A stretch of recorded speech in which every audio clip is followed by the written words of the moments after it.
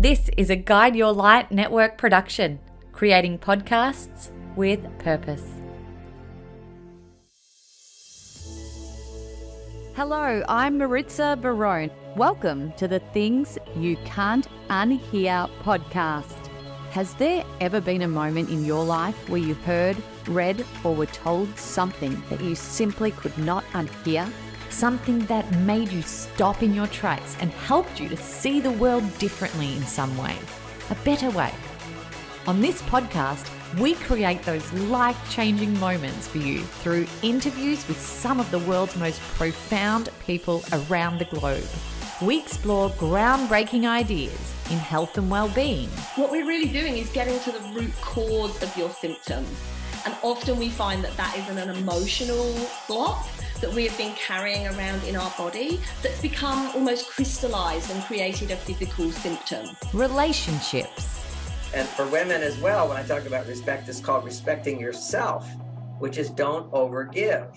Women will tend to put themselves one down, and then wake up at 40 and go, wait a second, I am woman, I deserve respect. Personal and professional transformation. This is true of any skill. You only develop it by doing it. And so, if you don't get out there and just start doing it and being a bit rough around the edges at the beginning, you can't work on your craft. And so it can't turn into something. Spirituality. Because I think when we know who we really are, we think we're our name and our body and our form and our hair and our clothes and our skin and but when we know who we really are as infinite beings, we're free. And so much more. So settle in. This might just be a big day for you where you hear something that changes your life in the most transformative way. Welcome back to the Things You Can't Unhear podcast. How are you doing today? Well, I have an exciting episode to share with you today because I'm really excited about sharing and hearing stories of people who have been through the challenges of business and have come out the other end. It's inspiring, it's motivating, and you can actually pick up some great golden nuggets of wisdom that you can use to help you in your own business, career, or even your own personal life. Building a business from the ground up can not only be hard, but it can also take a lot of courage. You need to be able to take risks, put yourself out there, and also put your livelihood on the line, plus be able to believe in yourself enough to survive the challenging times, because trust me, no matter what business you are in, curveballs can tend to show up. So on this episode, I invited Olivia Carr. She's the founder of the multi-million-dollar global brand Shhh Silk that has been made famous by the backing of many A-list celebrities in Hollywood and beyond. Olivia is an absolutely no secrets entrepreneur. She's a philanthropist and a social change maker, and has recently also released a book called Self-Made, which shares the lessons and experiences she has had over the course of her career. Her story, no surprise, has not always been the easiest part. She became a single mum at the age of 19 and defied the odds of becoming so successful in business. And that's what we want to hear about. We want to hear about how hard it was and how she overcame those challenges. And for Olivia, success wasn't without the years of personal struggle. She had a decade of financial hardship, a fight for an opportunity in the business world, and a personal battle with anxiety. So sometimes from the outside in, it looks like people who are so successful financially in business haven't been through all of these experiences, but it's so humanizing and so motivating to hear that they have, and that you can come out the other end of it. Olivia is so on brand, especially with what I work on in my business, the Guide Your Light network that creates podcasts with purpose. She's passionate about mentoring others. She has created a brand synonymous in giving back and inspiring people and changing lives. This chat will light a fire in your belly to start on your own new personal mission, or generally just become unstuck in life if you are feeling stuck and a little lost, and to find more meaning and more clarity. That sounds good to me. How about you? I loved getting to know Olivia. And if it's your first time hearing from her, I think you will love how real and relatable and honest she is. Enjoy. Welcome, Olivia Carr, to the Things You Can't Unhear podcast. Thank you so much for having me. I'm very excited about this chat. Feel like I'm about to make another friend. We've just been chatting nonstop even before we hit record. So I'm really pumped to have you on the show and you sharing all of your insights and your stories that you've learned over the last few decades with us. And in my hot little hands, I am holding your brand new book, which I'm halfway through right now, and I'm absolutely loving. It's called Self-Made, and that's exactly what you are, aren't you? Yes, and I hope we cover what that actually means. I mean, I'd love to hear your interpretation of what that means as well, given you've read a little bit of it. But I think there's a story as to why it was called Self-Made. So the night, those listeners from Melbourne will remember this night. It was the first night of lockdown, March 2020. And I thought I was going to lose it all, lose the business. It was just such an uncertain time. And I'm obviously in a luxury item space. And I was like, you know what? I called my local tattoo store and I was like, you need to fit me in. And they're like, well, we can't. And I'm like, well, I'm turning up. Like, you have to see me. And it was 5 minutes before they closed. And I walk in and I was like, he's like, well, what do you want? And I was like, you have to just inscribe 2 words on my arm. He's like, okay. And those words were self-made. And to me, that really symbolized that if I did lose it all, I just knew that I would rebuild.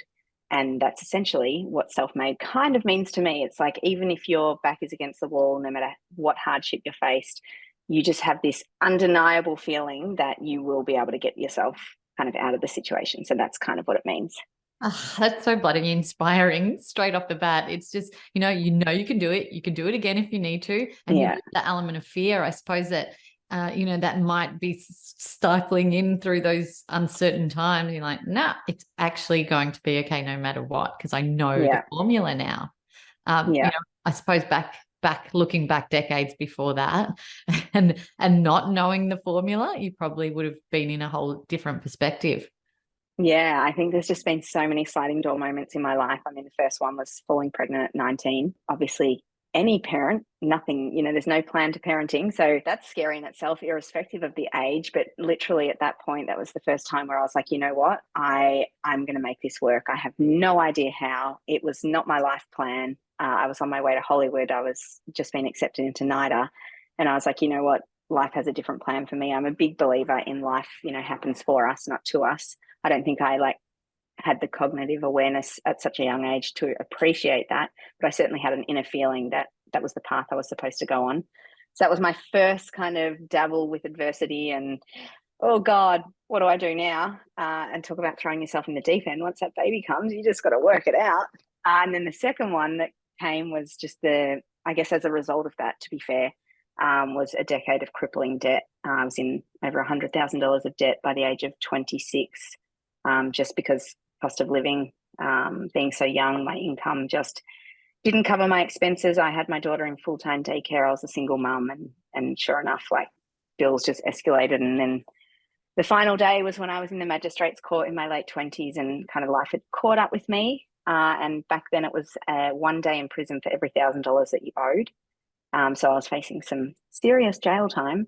But I had an amazing judge that day who genuinely could see that I was just a young woman who was really trying to get ahead, but I was just kind of, I guess, a victim to the cost of living crisis that we're kind of encountering today that a lot of people will still resonate with. So I think there's a lot of things in this book as well that people can take into today, even though it happened to me, nearly 2 decades ago. It's still so timely. But yeah, I think looking at that's what self-made is. It's like these moments that you just can't see coming, but you have to have this unwavering determination that you will, 1, take ownership, and 2, do whatever it takes to get yourself out of that kind of situation. So, yeah.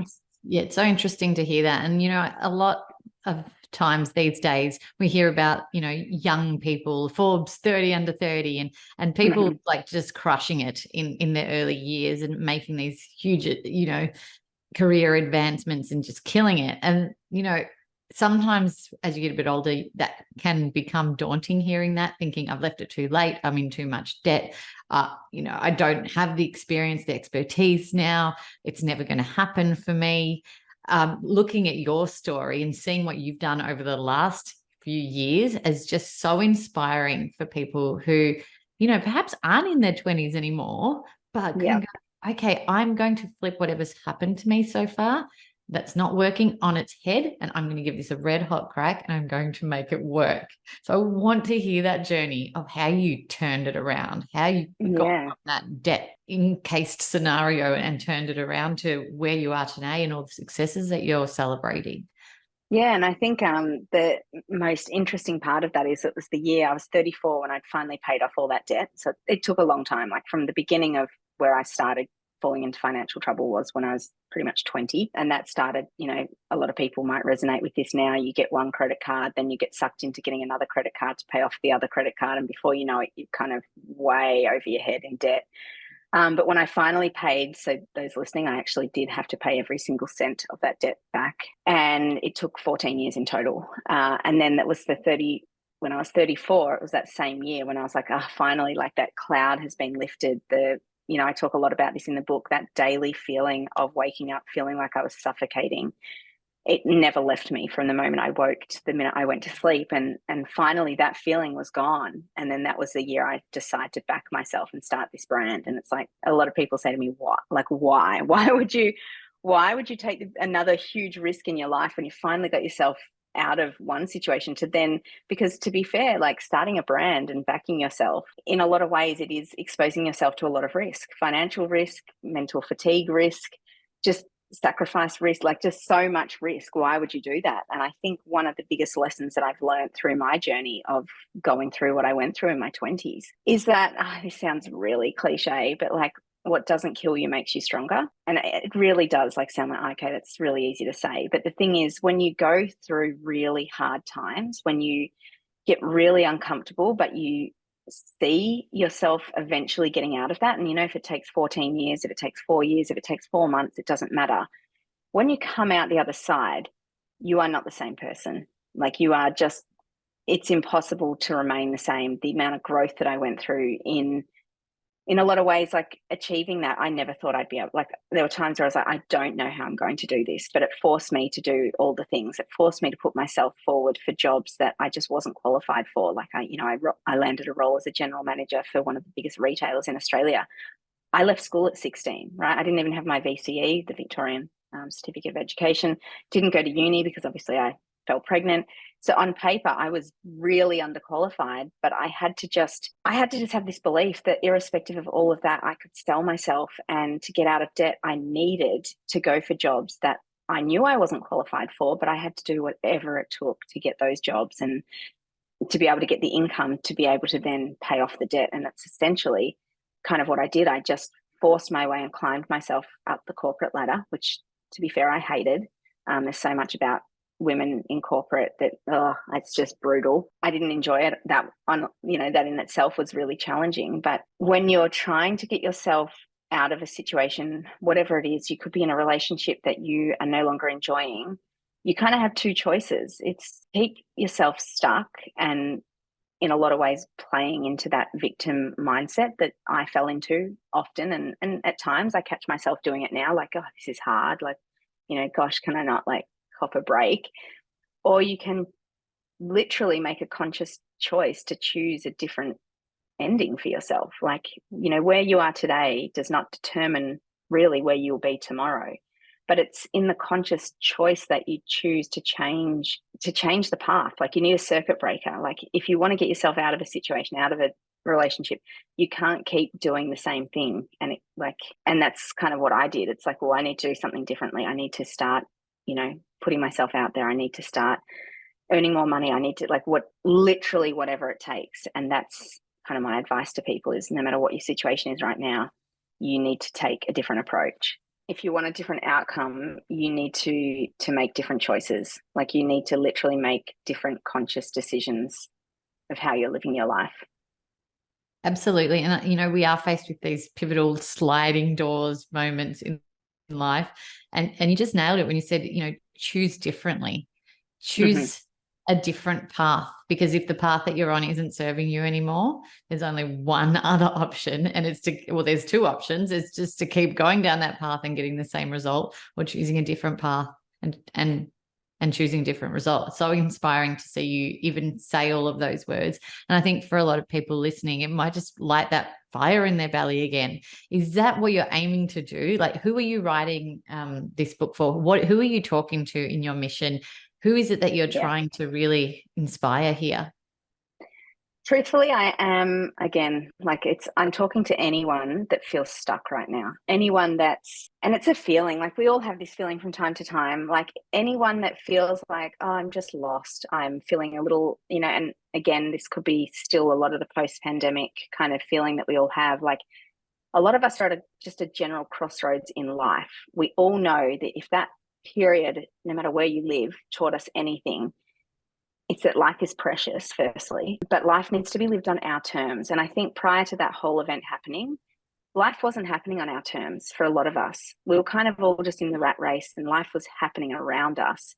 But I think what that sort of allowed us all to see is that we do have choices. We have more choice than we realize as to what we do when we wake up in the morning. And sure, we all need an income and we all need like financial security, but that can also be like under your control. And I think that's who I'm writing to. I'm writing to the person who's like, you know what, life is good, but this is not my dream life. Like this, waking up every day and turning up to a job that I really can't stand, or that, maybe I do like it, but I don't love it. It's not my life's purpose.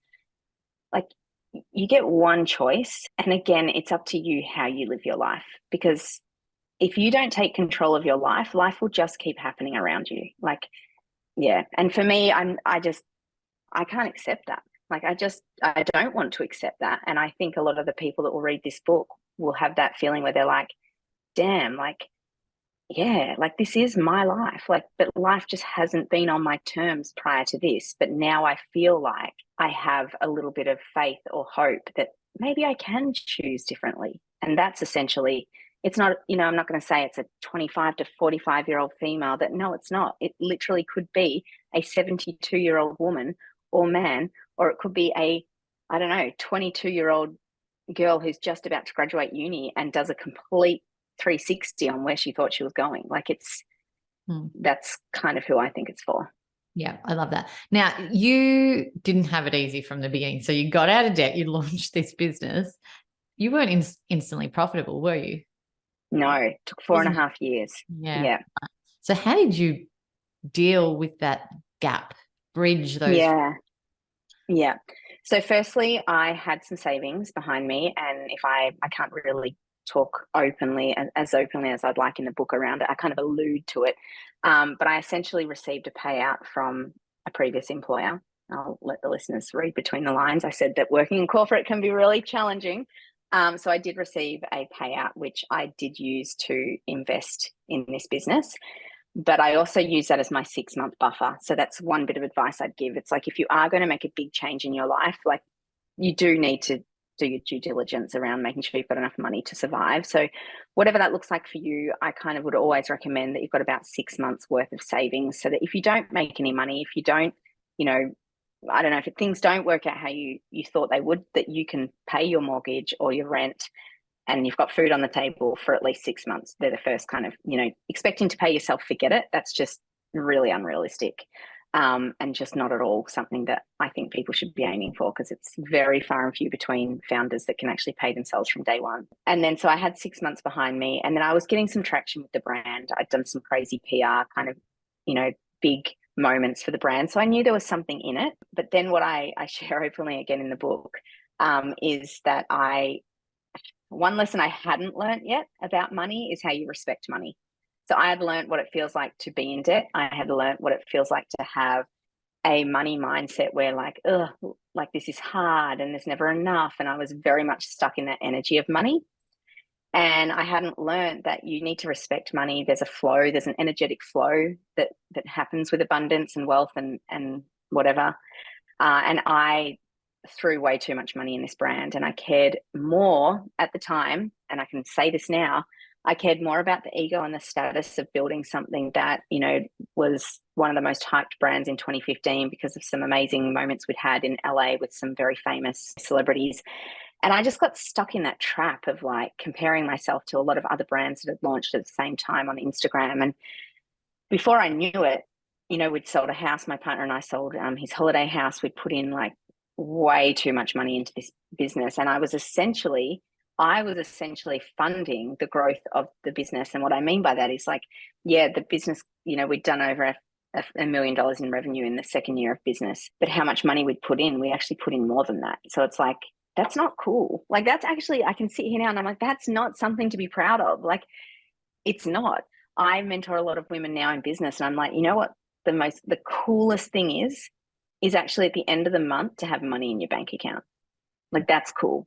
It doesn't actually matter how much money you're making revenue wise. If you don't have money in the bank, that is not a good business. I don't care what celebrities are using your product. That's just not good business. And it took me, I had my first experience of mental health in 2017. So the kind of third leading into my fourth year of business. And I was severely burnt out, and I got myself a spiritual coach. And I went through a whole kind of inner self-reflection, just what am I doing? This is just not working. This is not me. I felt really out of alignment. I'd lost the joy and love for what I was doing. And I started discovering a lot around ego, mindset, the whole lot. And it was literally through that process that I started to redesign my life, first and foremost, the things that I cared about. All the material stuff just was not important. And I don't know, I was doing everything wrong. I do share really openly about this in the book as well. You're probably not up to this. It's kind of more in the back half of the book. But I share a lot about that. And I share a lot that's not easy to own that either. It's not easy to own that I built a brand that initially, like originally, I was kind of showing off. Like, and I had fallen into what I am a huge advocate now for breaking down, which is this online, like 1% highlight. It's just not the truth. Like, there's just so many brands out there that are still doing it. And it's like, I really want to be an advocate for like, are we making profit? If you are, how are you doing that? If you're not making profit, why are you not making profit? And let's all help each other, because actually to be a great business owner is to make money. And you know what? That's not sexy. Like, it's not sexy to talk about like profit and loss or whatever, but fundamentally it needs to be, because if you want to be killing it and crushing it, that actually means let's start talking about profit, not revenue. And that was a costly learning for me. And essentially once I learned that lesson, then I changed the way I was doing business and the way I was talking online. I think that's another big thing. The content I choose to put out in the world now, I would think is very real. It's very raw and vulnerable, but I think it's very helpful. And I'm so thankful that I went through everything I went through to get to that kind of space within myself. What made you go out and, engage a spiritual coach? What led you to that moment? So, I mean, I'm a huge lover of the Kardashians, genuinely. I have a great relationship with them through the business. And at the time, Kourtney Kardashian was just launching Poosh, and she had this amazing spiritual coach. And I really was like very much influenced by the content this lady was putting out. I was like, oh, that's cool. Like, and I just started researching, and then I actually ended up using her. So again, it's kind of funny because like, even if I look at how it started, it would have probably been like, oh, I want to have the same coach as Kourtney, like, which is definitely coming from that headspace that I told you I was in, to it actually ended up being the one thing that grounded me. Like, honestly, I used to, our head office, for those that live in Melbourne, used to be at the Chadstone Shopping Centre, which is like the fashion capital of Australia. And, I used to spend my lunch breaks at all the kind of high-end stores. And like, I was that person on Instagram doing the unboxing and just wasting so much money on ridiculous material things and ignoring the fact that my business wasn't making profit, but hiding it behind status. Like, it was just, like, it actually makes me feel physically not great when I think back to that. And she just took me on this big journey. And it's so funny because, I mean, even there's nothing wrong with designer things, and I still do love quality items, and I'm just using that as an example, but she actually got me to understand why I was doing that. Like, and it's the why behind what we're doing, and it's the why behind the things that we're not doing that are so important to work out. And all of that comes down to, I believe, like, this is getting deep into stuff that I'm sure your listeners care about, but the inner child work, the how you were raised, were you neglected? Like, I don't know, just do you need to be appreciated and do you need to be validated? All those things. And it's been, so now it's 6 years I've been on that journey. I still have coaches. I have therapy every second Friday. So it's been an ongoing journey, the evolution of getting to this point where, you know, to me now, what self-made means is literally waking up in the morning, like I said before, and I get to choose how I spend my day. Like, and that's it. Like that's where it starts and stops. Like that, to me, that is the pinnacle of living a self-made life. It is not what's in your cupboard. It's not the car you drive. It's not where you're holidaying, and it's not any of that. It is literally waking up and saying, today I choose to live my life this way, doing this with these people that I love. Freedom, right? The freedom to make Yeah. choice. I know my listeners are going to ask me afterwards if I don't ask you now. So I'm going to ask you to share, if you will, the name of your spiritual coach, just so they can look her up as well and do their own research. Yeah. So I don't use her anymore, but I was using a lady called Ryan Haddon, Haddon. Brilliant, beautiful soul. Yeah. I just know they're going to hit me up and ask me that later. So for anyone who was thinking it, there you go. But yeah, I do agree with you that, you know, it is that opportunity that you create for yourself once you let go of those things and ask yourself the bigger questions that perhaps you haven't ever paused long enough to think about. Why am I buying this? Why am I needing that? Why do I need to drive around in this car? Why did I even start this business? Why am I working for this employer? You know, the quality of life, I say now, is a lot of the time based on the questions that we ask, and those that can mean asking others and asking ourselves. Taking a quick minute to interrupt this conversation to let you know about something exciting I am growing. As you might know, I'm incredibly passionate about helping people to find and share their voice, especially if their voice is one that aims to create positive change in others. And I've launched a podcast network with purpose. It's called the Guide Your Light Network, that features podcasts and voices that inspire, educate, and transform listeners. And we have a library of podcasts that are part of our network that truly embody that mission, and we're looking for more. If this has sparked interest in you and you are ready to start exploring speaking and using your voice in this way, I'd love for you to check it out. Also, if you have something important to say and you don't know where to start to bring that to life, we can also help you to craft your authentic message through our Guide Your Light online sessions to help you get super clear on your intention, messaging, and structure needed to launch a podcast of your own that is authentically you. Just head over to guideyourlightnetwork.com.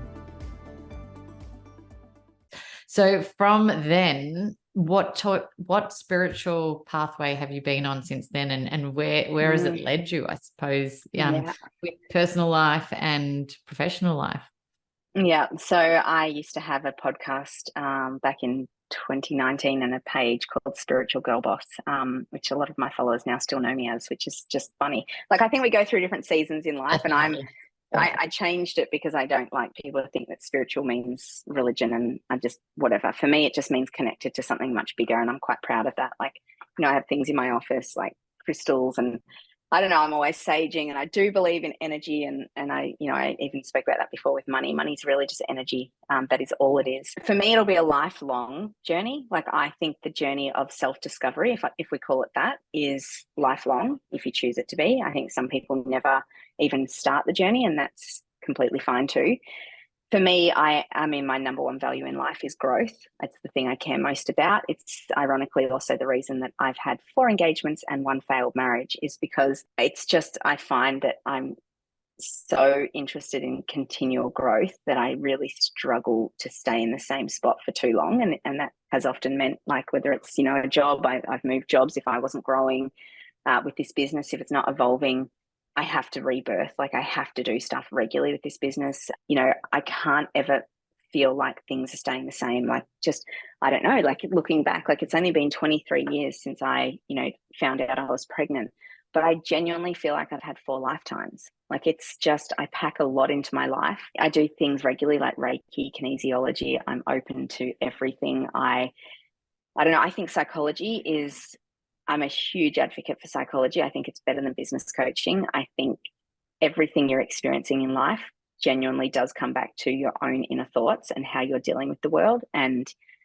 having an opportunity, and it is a privilege. I will say it's a privilege to be able to have psychology. It's really ridiculously expensive still, even with the mental health care plan. So I want to acknowledge that. But just, I guess for me, because I've lived through so much and I kind of know if there was a secret, there's no secret, but if there were a secret to success, or there was a secret to get out of debt, or there's a secret to rebuild, the secret really is just this determination and resilience, and just a preparedness to never give up, and just to not stay still.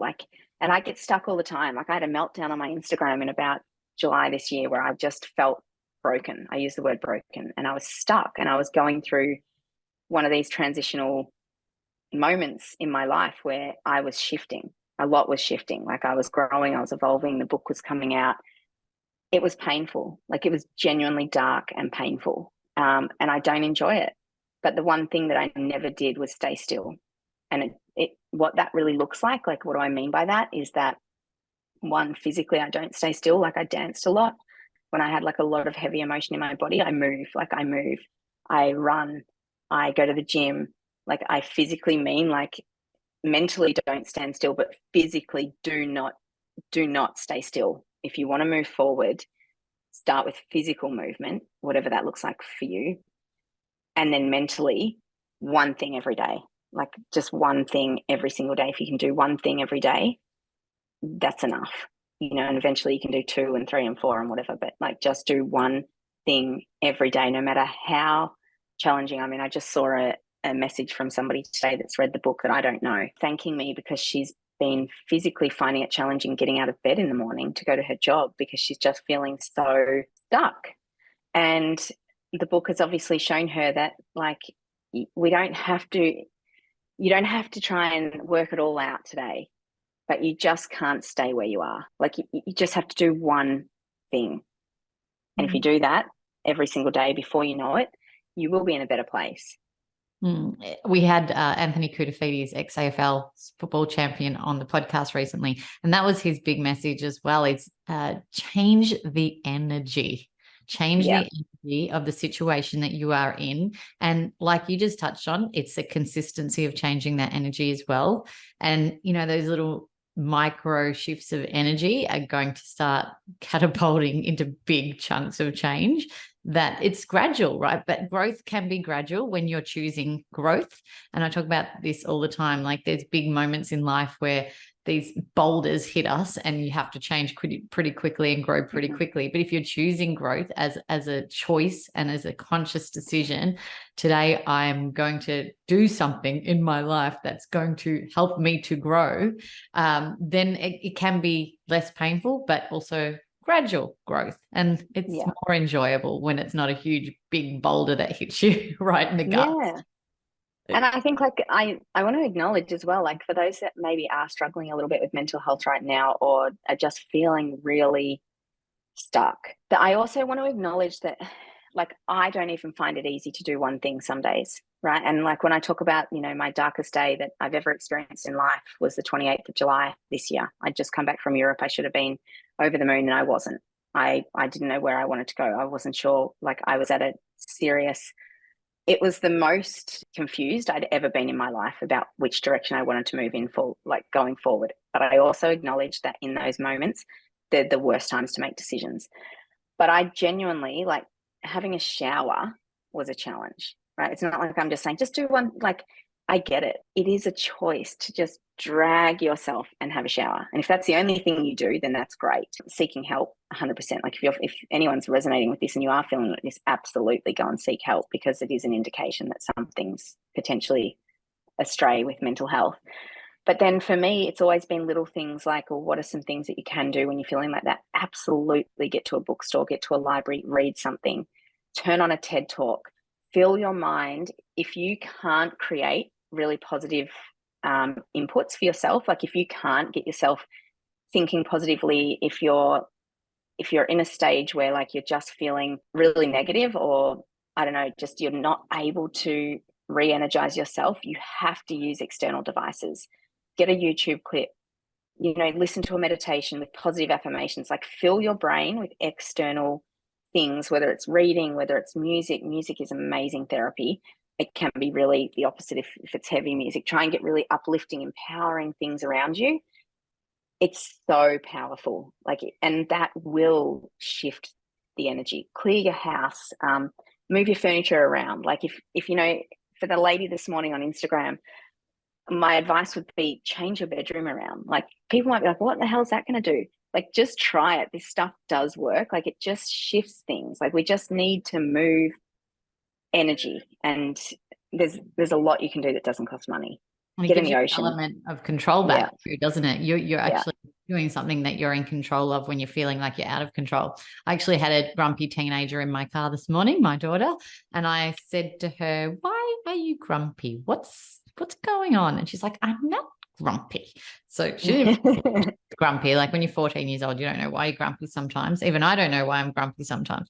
And I pulled the mirror down and I said, "Why don't you smile in the mirror and trick your brain into believing that you're actually in a great mood?" And she's like, "What?" And I said, "It really, really works. Even if you're feeling down, just start smiling and you will fool your mind into believing that you're actually in a really good mood." And it does something chemically to the brain to help you believe. So little things, I agree with you, little things. And one, big thing that I did from 2 years ago onwards is engaged external sources to help me, like a coach.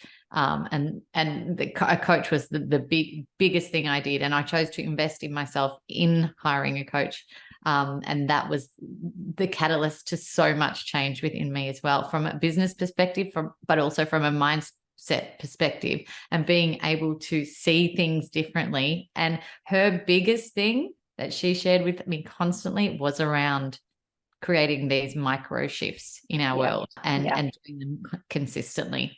And then you pull that control back into your life, and magic does end up happening. And you can end up manifesting abundance and success and whatever that means to you these days, and all of that into your life through choosing to make some changes. But that brings me to a question. So since you've done all of this work, has the idea of success changed for you now?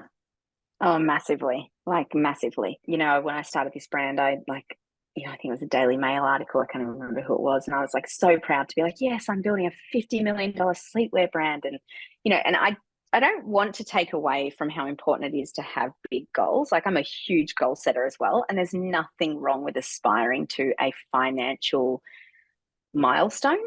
But if the financial is connected to the measure of success, that's where I think the formula doesn't work. Because, I remember when we got to our first mill, it's like, wow, now what?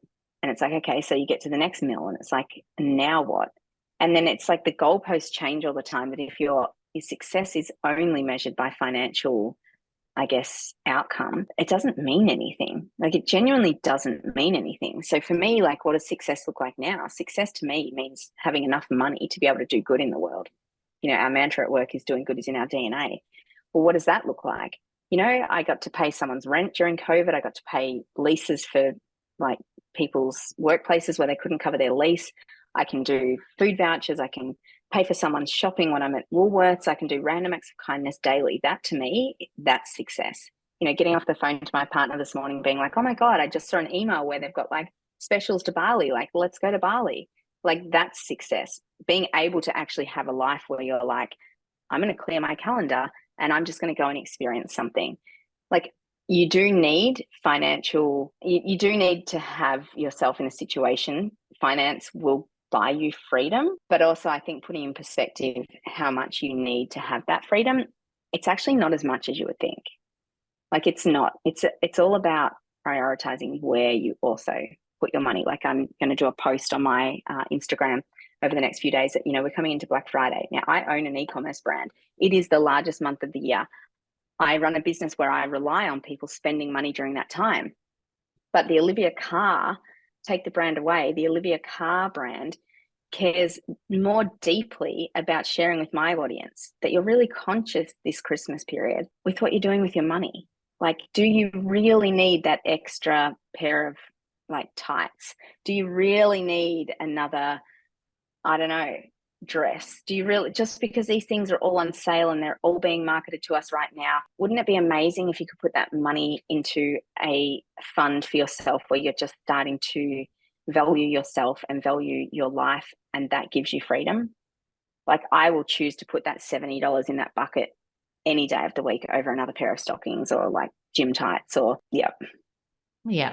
I'm just listening to you and you know, just hearing the appreciation in your voice and the awareness and the consciousness, and that, like, that it would be totally a hard decision for you to make.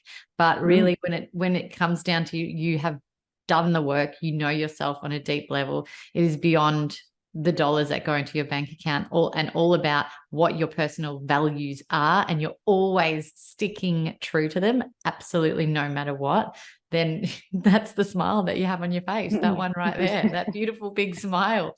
That's so cool. Yeah. Absolutely love everything that you're doing. And Silk, Silk, your brand is you know, going amazingly well, and you look like you know, you're paying that forward to so many people through the book and the upcoming podcast, and obviously your mentoring and just your real relatable sharing on Instagram. Yeah. I think it's you just come across so relatable and approachable, and I love that. I saw you shared something today that or it was yesterday, around taking yourself on solo dates, and I absolutely love that concept too. Tell me how that's helped you, just mindset perspective and change there. It's a non-negotiable. So what a solo date is, in my mind, is a solo date something that I started doing as part of my inner journey. So my inner journey really is about reconnecting to myself. So I've got a second book coming out called Self-Love, and that's the journey of connecting back to myself. And that's, again, going to be a lifelong journey. But what it means for me is that, well, firstly, I think we are all our own number one priority, or we should be. And for all the mamas listening out there, that won't feel real for you. It will not feel real for you listening that you are the number one priority in your life, because I've been a mum for 23 years, and it's taken me up until probably about 2 years ago to realize that, you know what, it's okay for me to put myself first, because I love my babies. Like, they're big babies now, they're not small. But I've dedicated 23 years of my life to raising my kids. And that's great. And I'm proud of that. Like, I wouldn't change a thing. But what I've learnt is that, as a byproduct of putting my children first, or in the past, maybe putting my husband first, or my job first, or anything else first, is that I lost the connection to myself. And when you lose the connection to yourself, you lose connection to everything. Like, you lose connection to what's important to you. Life does lose meaning. So part of my journey was, well, how can I reconnect to myself? And it was, it was a simple exercise of, what's all the things that I love to do? Not with my kids around, not with anyone else. Like, what does Olivia love to do? Horse riding. I spent so many years when I was a child with horses. I was like, when's the last time I really connected with horses? And so I bought myself a pass and I started learning to ride again. And they became some of my first solo dates. And then I was like, well, what else does Olivia love to do? She loves the beach. Well, when's the last time I've just taken myself and consciously walked along the beach and just looked at the horizon and just looked at the sunset? And I was like, well, there's another solo date. And it became a thing that, like, I just sort of started sharing it on Instagram. And then it was like, you know what? When was the last time you've taken yourself to a fine dining restaurant and just had dinner with yourself? Like, really treated yourself. Like, you don't need to wait for, these started during solitude when I purposely chose to be single just after the day after I turned 40. And I was like, don't wait. You don't need a partner to go and enjoy Donovan's, or you don't need a partner. Go and experience it for yourself.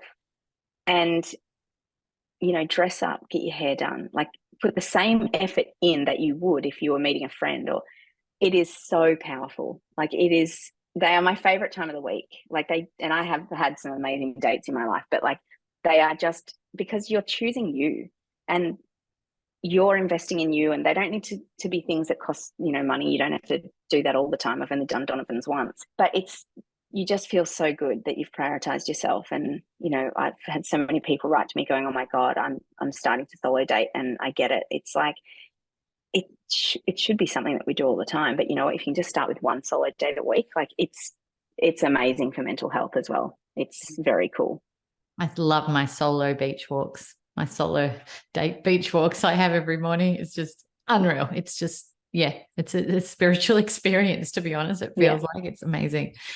I've loved everything you've shared, Olivia. Thank you so much. And, I always ask everyone who comes on the show, and based on the name of the podcast, things you can't unhear. Has there ever been something that you've read or were told, or some wisdom that someone shared with you that really stuck with you, that you really felt like you needed to implement? There's probably two. It's probably two. And I live by this one daily. This is a great one.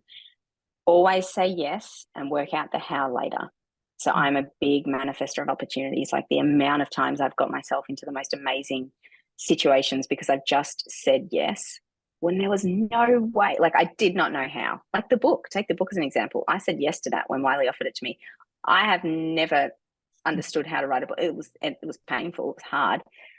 But that's another example. You don't be scared. Like, and if you are scared, just say yes anyway. Work it out later. That's the first one. I live by that mantra. The second one is, how you do one thing is how you do all things.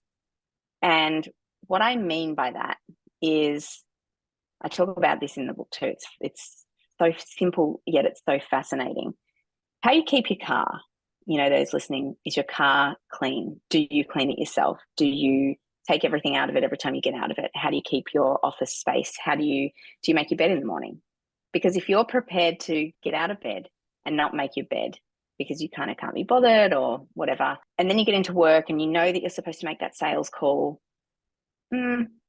I'll get to it tomorrow. Like, to me, that's the ultimate of self-discipline, is doing the things that you know need to be done just because they need to be done. So if you can make your bed in the morning, you can make any sales call. If you don't make your bed in the morning, you're probably not going to make the sales call. So how you do one thing is how you do all things. And if you do the little things well, the big things will take care of themselves. That's not a quote that I made up, but that is a quote that goes with that. Bang. Yep. Bang, bang, bang. I'm sharing that one with my kids. Yeah. Be honest, needed to hear that in my younger years as well. It's really great advice to take on, and just think about in the morning. All right, how are you going to start your day? Are you going to start it by kicking goals from the morning, winning the day, or you just let things fall apart one by one because you've just let the first thing fall apart? Loved it. How can people reach out to you? Because I know people are definitely going to want to know more, hear more, engage. Yeah. So Instagram, so self_made academy, oliviacarr.com.au is my new website. LinkedIn, I think LinkedIn's such a cool place to hang out now. Loving LinkedIn. Because I'm in my 40s, but I'm like, you know what, LinkedIn's cool. Like, if you're not on it, get on it. I'm a big LinkedIn lover. Yeah, that's really how you can reach out to me. Well, we should hang on LinkedIn later. Yes, I actually did just connect with you. So there you go. Excellent. Yeah.